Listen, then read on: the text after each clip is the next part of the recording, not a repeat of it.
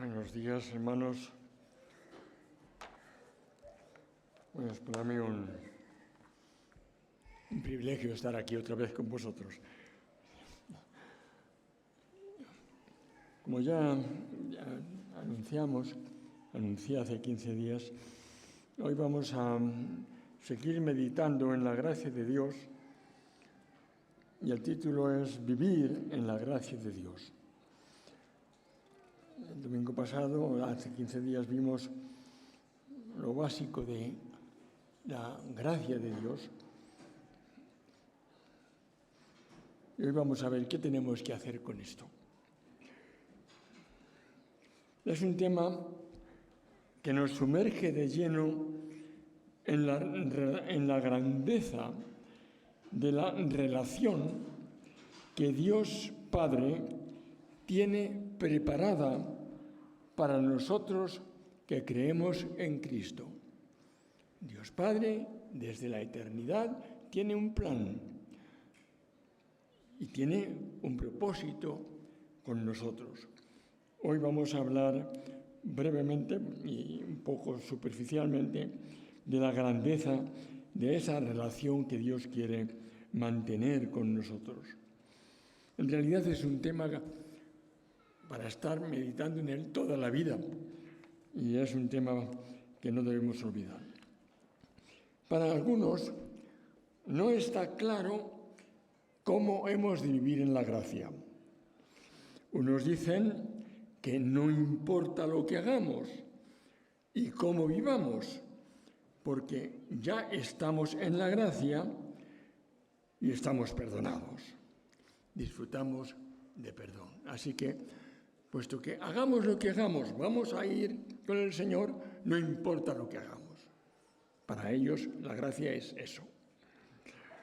Bueno, otros apuntan a ritos y formas que hay que cumplir. Entiendo por las Escrituras que tanto los unos como los otros están en el error. Ni lo uno ni lo otro. La realidad es que nuestra vida en la gracia no tiene nada de simple. Es compleja, yo diría muy compleja. Y es exigente, y diría muy exigente. Y por eso es también objetivo del cuidado de Dios.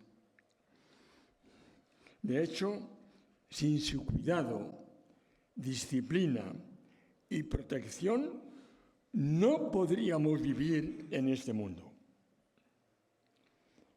La gracia de Dios incluye cuidado, disciplina, protección, poder y tantas cosas como necesitemos. En este mundo, que es un valle, lo define la Escritura como valle de sombra de muerte, un mundo de maldad llamado a desaparecer, hace falta mucha ayuda para vivir. Y esa es la ayuda que el Señor está dispuesto y tiene preparado y previsto darnos. En este mundo, Dios en su gracia nos guía y disciplina como a hijos si es necesario. Lo leemos en Hebreos. ¿Para qué? Para conducirnos a lo que es provechoso, para que participemos nada menos que de su santidad. Dios quiere que participemos de su santidad y está dispuesto a ayudarnos hasta donde sea para hacerlo. También nos hace partícipes de algo que a lo mejor no nos gusta, pero que es muy importante y es muy necesario. Participar de los padecimientos de Cristo. Conviene y es bueno que participemos un poquito de lo mucho que ha padecido el Señor por nosotros, para que nos demos cuenta y valoremos lo que Él ha hecho. Porque, además, es tiempo de que el juicio comience por la casa de Dios. Y si primero comienza por nosotros, ¿cuál será el fin de aquellos que no obedecen al Evangelio de Dios? Está en juego el fin del mundo, la resolución de las cosas en el mundo. Por eso es importante la vida cristiana. Asimismo, Dios nos ha hecho sus colaboradores, de modo que cada uno, según el don que ha recibido, lo ministre a los otros como buenos administradores de la multiforme gracia de Dios. Hay algo importante que hacer y estamos capacitados para ello.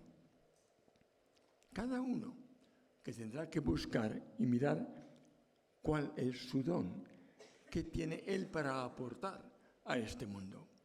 Porque estamos para eso, para aportar. Pues todas las cosas, dice la Escritura, dice, pues todas las cosas que pertenecen a la vida y a la piedad nos han sido dadas por su divino poder, mediante el conocimiento de aquel que nos llamó por su gloria y excelencia, por medio de las cuales nos ha dado preciosas y grandísimas promesas para que por ellas llegásemos a ser, llegásemos a ser participantes de la naturaleza divina. Son palabras que se dicen muy deprisa y muy rápido, pero que tienen una profundidad tremenda. Participantes de la naturaleza divina. Ahí es nada. Hermanos, ahora somos hijos de Dios. Participamos de su naturaleza. Y vamos a ver brevemente 4 aspectos fundamentales de la gracia. Vamos a ver la gracia y el nacimiento del Espíritu, la gracia y la libertad, la gracia y la santidad, la gracia y el servicio. La gracia y el nuevo nacimiento, el nacimiento del Espíritu. La salvación que Dios en su gracia nos ha traído por la fe en Cristo es una salvación total y radical. A partir de nuestra fe sincera y auténtica en lo profundo de nuestro ser, de nuestra confesión audible mediante la palabra y la posterior identificación con Cristo en el bautismo, todo es nuevo para nosotros. Hermanos, si no lo es nuevo para ti, atento. ¿Qué pasa? Algo pasa. Porque tiene que ser nuevo para ti, necesariamente. Porque si crees en Cristo de verdad y has nacido de nuevo.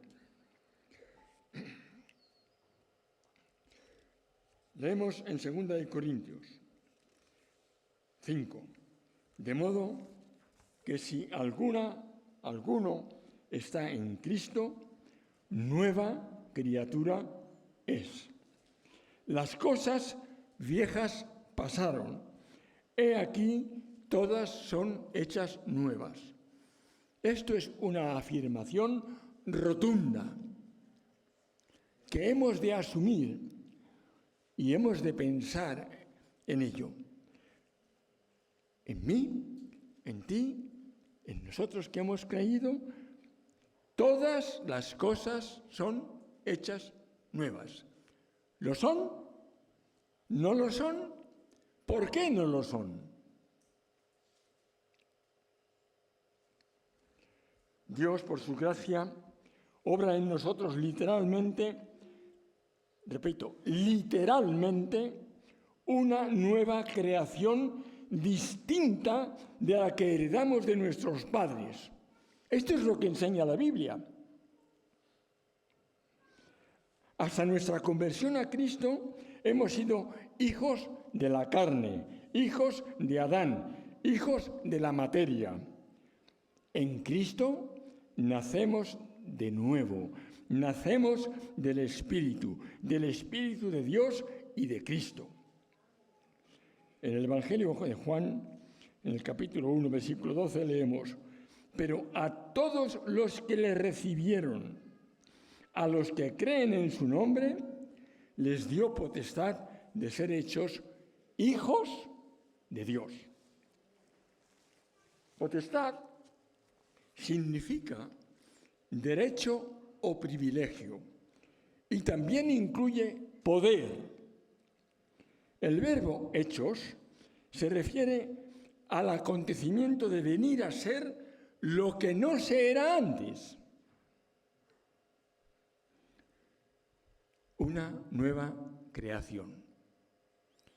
Esto es literalmente lo que enseña la palabra de Dios.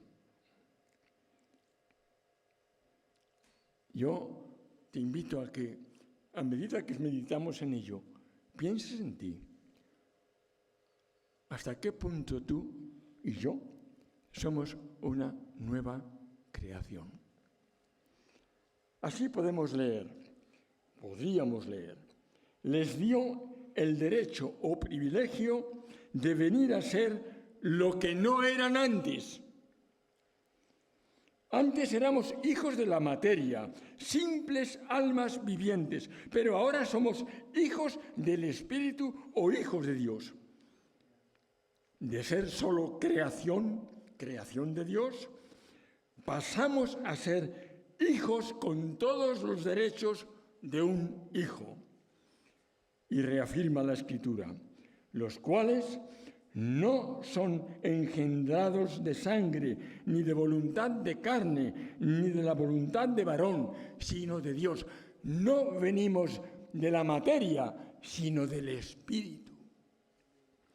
Somos realmente una nueva creación espiritual que seguimos habitando provisionalmente en un cuerpo carnal, el que recibimos de nuestros padres, durante un tiempo, el tiempo que el Padre Celestial decida. Cristo nos lo dice de forma clara. De cierto te digo, que el que no naciere del agua y del Espíritu no puede entrar en el reino de Dios. Lo que es nacido de la carne, carne es, y lo que es nacido del Espíritu, Espíritu es. Son dos cosas diferentes.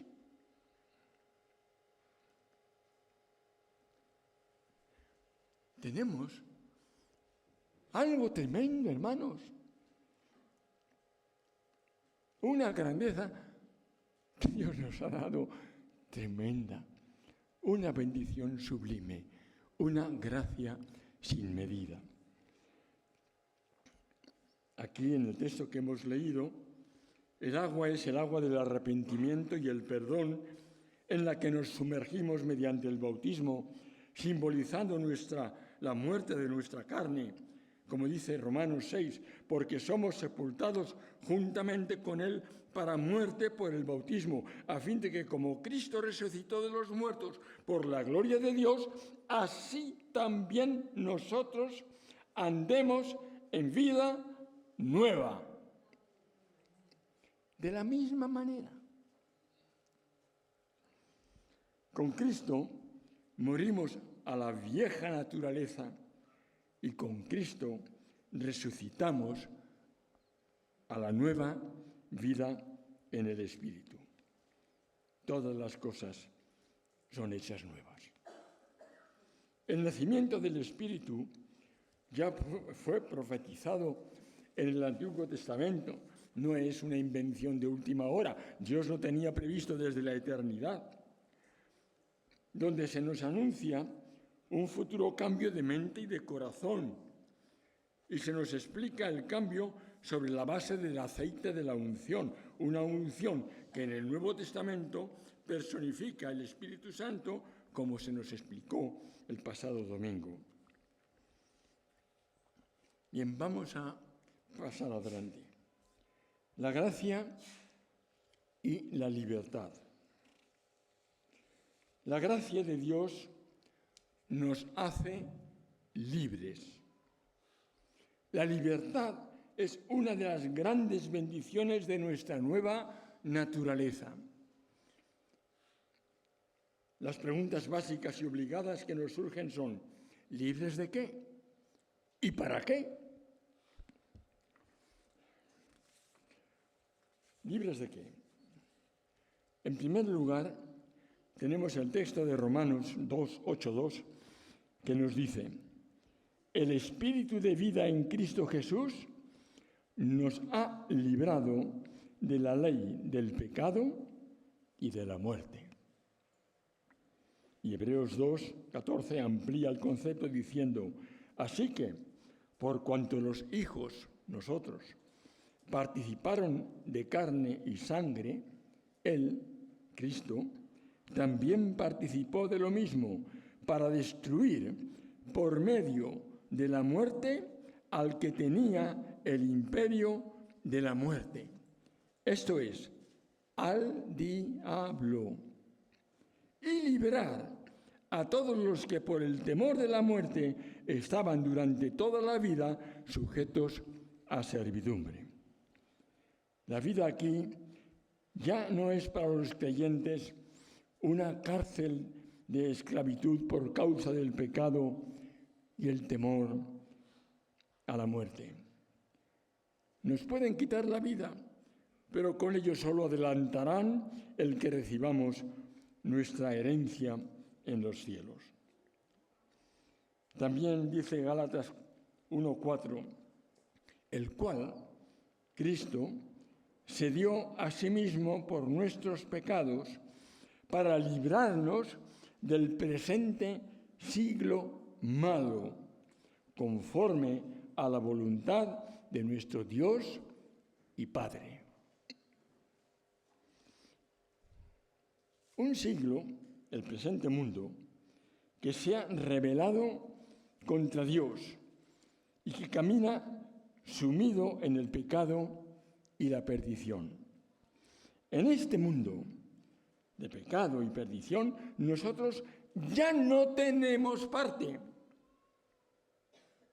No es nuestro mundo. Estamos aquí, sí, pero no es nuestro mundo. Nuestro amor ya no está centrado en él. Por eso dice la Escritura: no améis el mundo ni las cosas que están en el mundo. Si alguno ama al mundo, el amor del Padre no está en él. Que lo sepa, que nos enteremos. O tenemos el amor del Padre, o amamos el mundo. ¿Dónde estamos? Las tinieblas ya no tienen potestad sobre nosotros, pues hemos sido librados de ellas y trasladado al reino del amado Hijo. Es más, el diablo ya no tiene señorío sobre nosotros. Leemos en Santiago 8:4, resistid al diablo y huirá de vosotros. ¿Alguna vez os habéis sentido oprimidos por el diablo? Yo sí. Y tuve que levantarme y arrodillarme, porque estaba en la cama, y echarlo fuera en el nombre de Jesús. Y se fue, porque me estaba atemorizando. El diablo ya no tiene señorío sobre nosotros. Leemos en Santiago 4:7, resistid al diablo y huirá de vosotros. Y primera de Pedro 5:8 añade, sed sobrios y velad, porque vuestro adversario, el diablo, como león rugiente, anda alrededor buscando a quien devorar, al cual resistid en la fe, sabiendo que los mismos padecimientos se van cumpliendo en vosotros, en vuestros hermanos, en todo el mundo. Es experiencias que el Señor nos permite vivir, pero que tiene solucionadas. Mas el Dios de toda gracia, que os llamó a su gloria eterna en Jesucristo, después que hayáis padecido un poco de tiempo las molestias de este mundo, Él mismo os perfeccione, afirme, fortalezca y establezca. A Él sea el imperio por los siglos de los siglos. Amén. Así pues, somos libres de todo poder y de todo temor que se quiera oponer a que sirvamos y trabajemos para la justicia, la verdad y la santidad, que es lo que tiene permanencia y eternidad, porque ahora somos hijos de Dios, hijos para la eternidad. Creados por Dios en Cristo Jesús para buenas obras, las cuales Dios preparó de antemano para que anduviésemos en ellas. No estamos aquí como mendicantes. No estamos aquí como pobrecitos. Esto es algo que tenemos que entender bien. Somos hijos de Dios. A partir de aquí, nuestra vida y conducta en este mundo tiene un sentido y una trascendencia, porque tenemos la visión de eternidad. Y todo lo que el Señor nos da por hacer tiene sentido y trascendencia. Pasamos de ser siervos, esclavos de la mentira y la podredumbre, a ser colaboradores de Dios como miembros de su familia para trabajar con libertad y sentido de la responsabilidad en el establecimiento de su iglesia, su cuerpo, porque en Cristo ha dado su vida. Tenemos una gran tarea que hacer.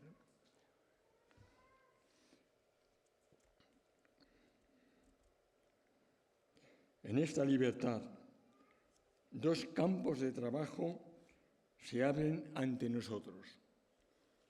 El desarrollo de nuestro nuevo ser en santidad y el servicio en favor de los que han de creer y completar la Iglesia. Ambos trabajos de repercusión eterna. La gracia y la santidad. Como venimos diciendo, la vida en la gracia en este mundo es una vida para vivirla con responsabilidad, a fin de aprender y crecer para la eternidad. ¿Qué estamos haciendo aquí, hermanos? Preparándonos, aprendiendo muchas cosas que nos sirven para la eternidad. Todo lo que hagamos y cómo lo hagamos tiene su repercusión eterna. La santidad no es solo un regalo que se nos da en Cristo cuando creemos y somos declarados santos. No se queda ahí, sino que es una nueva forma de vida, propia de una nueva naturaleza en la que hemos de ejercitarnos con reverencia, pues ha sido ganada con sangre, la sangre de Cristo, y además es nuestro destino final. Su importancia la podemos ver en 1 de Pedro 1:13. Dice: por tanto, ceñid los lomos de vuestro entendimiento, sed sobrios y esperad por completo en la gracia que se os traerá cuando Jesucristo sea manifestado. Como hijos obedientes, no os conforméis a los deseos que antes teníais estando en vuestra ignorancia, sino, como aquel que os llamó es santo, sed también vosotros santos en toda vuestra manera de vivir, porque escrito está: sed santos, porque yo soy santo. Y si invocáis por Padre a aquel que sin acepción de personas juzga la obra de cada uno, conducíos con temor todo el tiempo de vuestra peregrinación, sabiendo que fuisteis rescatados de vuestra vana manera de vivir, la cual recibisteis de vuestros padres, no con cosas corruptibles como oro o plata, sino con la sangre de un cordero sin mancha ni contaminación, ya destinado desde antes de la fundación del mundo, pero manifestado en los postreros tiempos por amor de vosotros. Lo que tenemos delante, la santificación, es muy grande y sublime. Tanto que con frecuencia escapa a nuestro corto entendimiento y normalmente tardamos años en enterarnos. Años. Yo confieso que he tardado años en descubrir muchas cosas. Y también doy gracias a Dios que me ha dado vida y en estos últimos años me ha bendecido enseñándome y he aprendido muchas de estas cosas. Tardamos años en descubrirlo. Hermanos, cuanto más nos apliquemos, tanto mejor. Para descubrir y aceptar plenamente la realidad de lo que hemos recibido y a lo que nos debemos entregar. El apóstol Pablo así se expresa en Efesios 1. No ceso de dar gracias por vosotros, haciendo memoria de vosotros en mis oraciones, para que el Dios de nuestro Señor Jesucristo, el Padre de gloria, os dé espíritu de sabiduría y de revelación en el conocimiento de Él, alumbrando los ojos de vuestro entendimiento, para que sepáis cuál sea la esperanza a que Él os ha llamado, y cuáles las riquezas de la gloria de su herencia en los santos, y cuál la supereminente grandeza de su poder para con nosotros, los que creemos, según la operación de su fuerza, la cual operó en Cristo, resucitándole de los muertos y sentándole a su diestra en los lugares celestiales, sobre todo principado y autoridad y poder y señorío, y sobre todo nombre que se nombra, no solo en este siglo, sino también en el venidero. Es vital que los creyentes entendamos y asumamos y profundicemos ya desde ahora en este mundo y en este cuerpo que somos hijos del Santo, 3 veces Santo, ciudadanos del cielo, y que por tanto hemos de poner la mira en las cosas de arriba, no en las de la tierra. Hermanos, hemos de renovar día a día nuestra mente y nuestra visión. Es arriba, en la presencia de Dios, donde se deciden para nosotros, se toman decisiones para nosotros sobre las cosas de la tierra. Así se lo dijo el Señor Jesús al propio Pilatos. ¿Qué le dijo Jesús a Pilatos? Ninguna autoridad. El otro estaba presumiendo. A mí no me hablas, a mí no me respondes. Ninguna autoridad tendrías contra mí si no te fuese dada de arriba. Eso también nos pertenece. Y el Señor a todos nosotros nos dice: afanéis por vuestra vida. Tenéis que preocuparos, sí, hay que trabajar, pero no os afanéis por vuestra vida. ¿Qué habéis de comer o qué habéis de beber? Ni por vuestro cuerpo, ¿qué habéis de vestir? ¿No es la vida más que el alimento y el cuerpo que el vestido?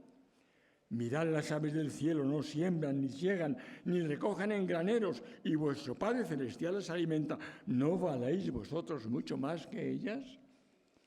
Y podíamos leer textos donde se afirma en la palabra de Dios que el justo, el Hijo de Dios, no pasará las necesidades, no pasará hambre, no le faltará lo esencial. Dirás, pues hay gente que sí que lo tiene. Bueno, el Señor disciplina y habrá casos en que tengan que ser disciplinados para que aprendan. Pero la orden dada por Dios es que no padezcamos nada. Cambiemos de mentalidad y miremos hacia arriba. En Proverbios 15 se apunta en esa dirección. Dice, el camino de la vida es hacia arriba al entendido, para apartarse del Seol abajo. Y en Salmo 120 se pregunta, ¿de dónde vendrá mi socorro? Y responde, mi socorro viene de Jehová, que hizo los cielos y la tierra. Hermanos, ahora somos hijos de luz y santidad. Andemos en la luz y la santidad. La gracia y el servicio. Con esto terminamos. La gracia, la vida cristiana en este mundo es un tiempo para aprender, servir y desarrollarnos siguiendo las pisadas de Jesucristo, quien es nuestro Señor, nuestro Salvador, nuestro ejemplo y nuestro Maestro. Es también el tiempo en que la gracia de Dios ha de ser anunciada hasta lo último de la tierra y la Iglesia completada con todos los que han de ser salvos. Mucho trabajo y de mucha trascendencia que se ha de llevar a cabo con total responsabilidad y de forma eficaz, guiados por el Espíritu Santo. De lo mucho que hay que decir respecto al servicio cristiano, no nos da tiempo más, solo vamos a detenernos brevemente en el llamado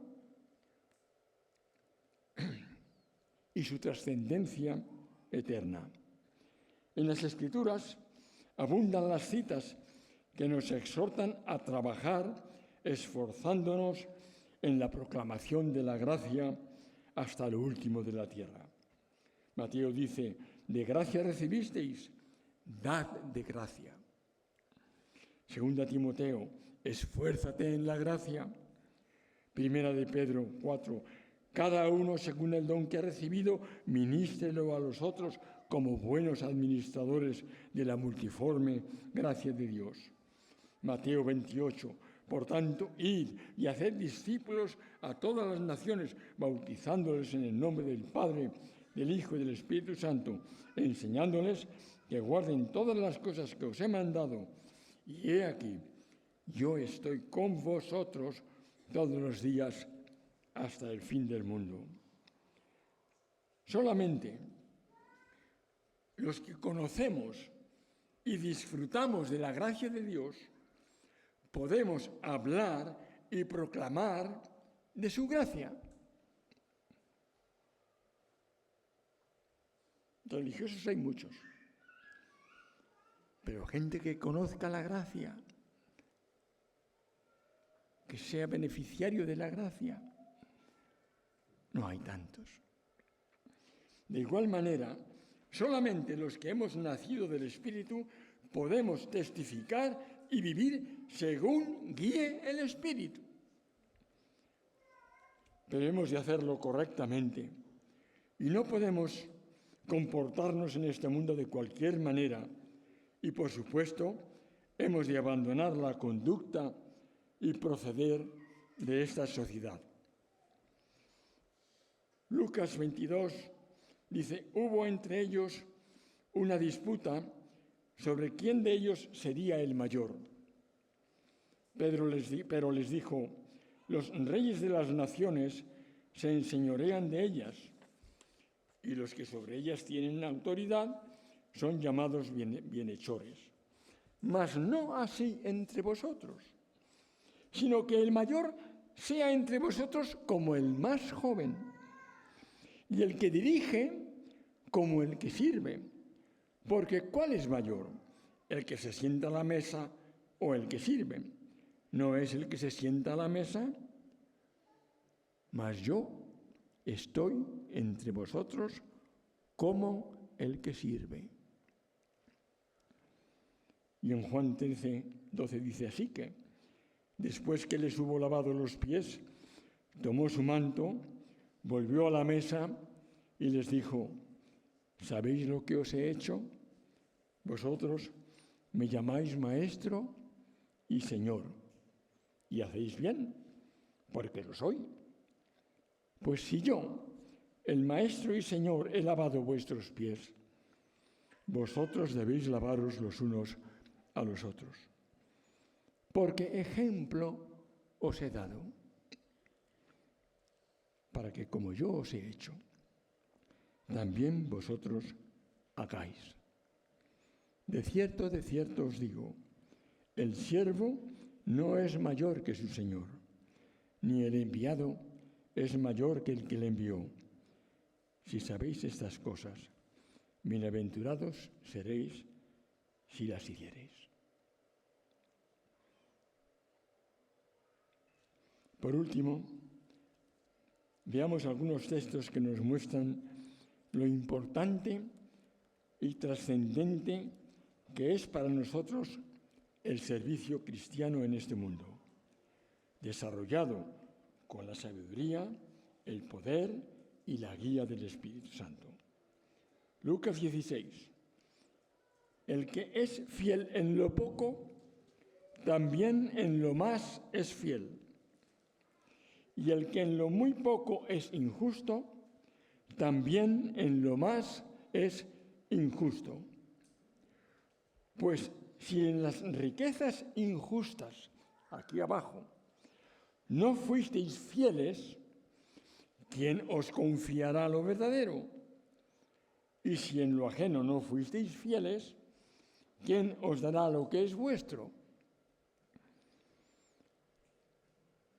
En este mundo trabajamos con lo que es poco, lo que aquí tocamos, por mucho dinero que sea, es poco.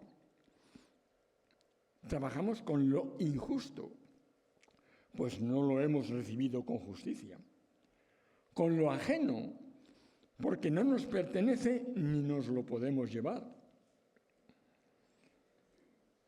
Pero la forma como trabajemos con todo ello es determinante para que recibamos lo mucho en el cielo, lo justo, lo verdadero, porque perdura, y lo que es nuestro, porque nuestro Dios nos lo da. ¿Qué estamos haciendo aquí con las pocas monedas que tenemos? Resuenan las palabras del Señor en la parábola. Bien, buen siervo y fiel. ¿Sobre poco has sido fiel?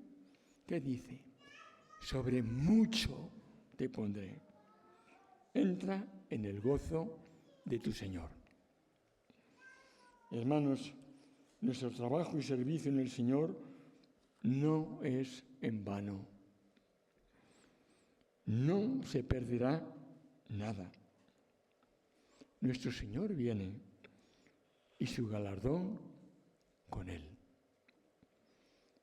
Tenemos una vida de gracia para vivir, una vida de poder en el Espíritu, una vida de libertad de todo poder diabólico, una vida de santidad, una vida de glorioso servicio que terminará con nuestra entrada en las moradas eternas. Hermanos, ¿qué más queremos? Gloria sea a nuestro Dios y nuestro Salvador. Gracias, Señor, por una salvación tan grande.